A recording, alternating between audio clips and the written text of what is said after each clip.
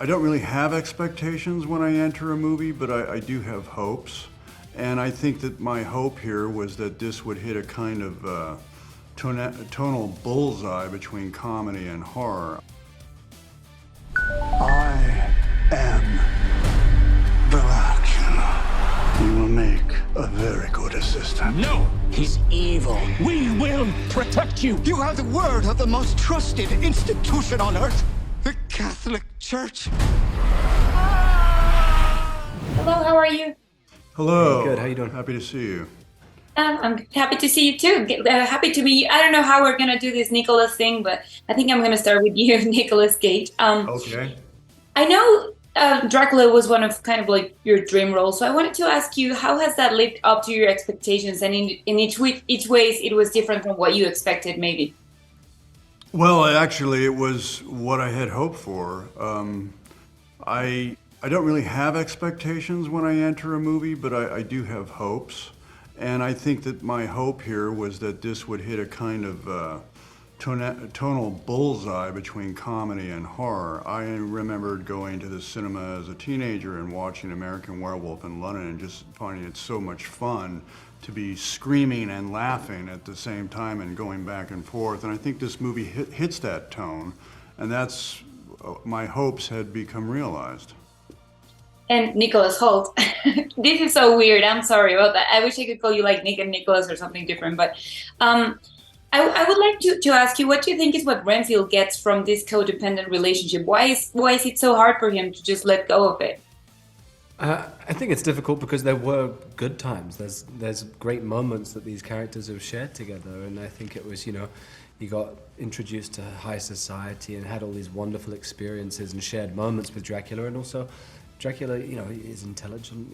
He's charming. He's someone that they probably had many great times together. So that, and then also suddenly there's this element of you're not quite sure what you're going to get with Dracula in each moment. If it's going to be a moment that he might lash out, or if you need to take care of him and look after him. So they really do depend on each other.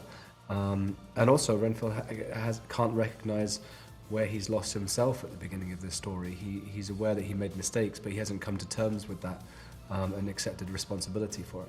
So you bring in people to eat? Well, I do other stuff. Like what? Wash his cape? No, the cape is dry clean only, strictly. Yeah, I will wear this fly, yeah. I have always wanted to ask you this because I think you both, and this question is for you both.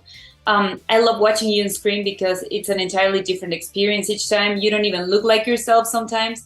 Was it hard to actually build that confidence to let go of yourself, to, somehow deliver to your characters, even when it comes to the looks and the way you're going to see yourselves on screen?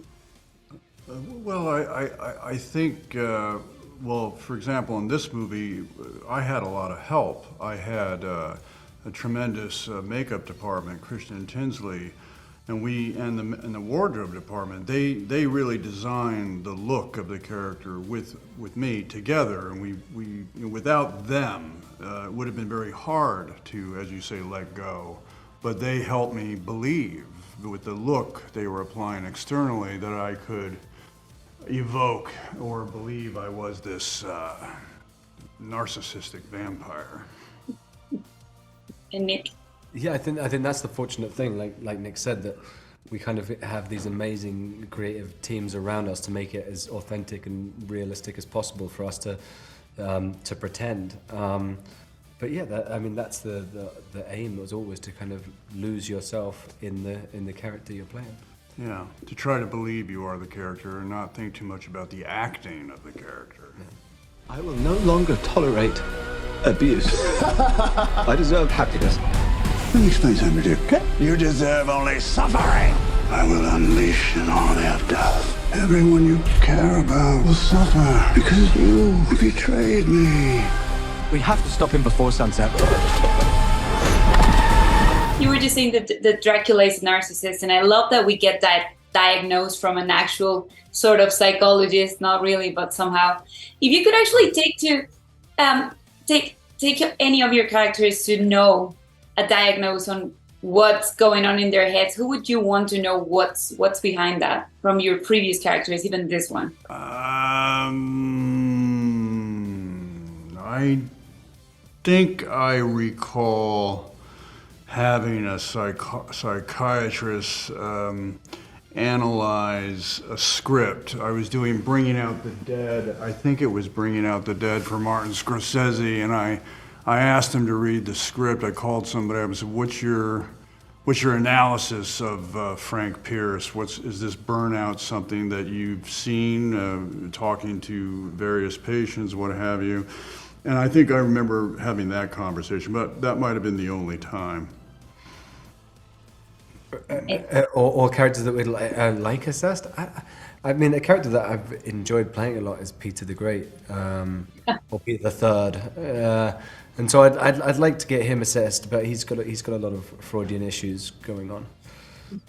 And he's funny anyway. Thank you guys so much for your time, and thank you for this film. Thank you. Thank you. I am enough. I deserve happiness, and I take full charge of my life today.